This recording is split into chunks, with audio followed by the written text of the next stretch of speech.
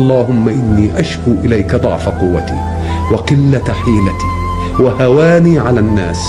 يا أرحم الراحمين، أنت رب المستضعفين وأنت ربي. إلى من تكلني؟ إلى بعيد يتجهمني أم إلى عدو ملكته أمري؟ إن لم يكن بك علي غضب فلا أبالي، ولكن عافيتك أوسع لي.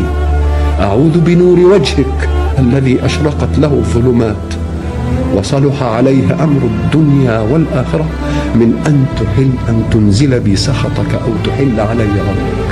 لك العتبى حتى ترضى، ولا حول ولا قوة إلا بك.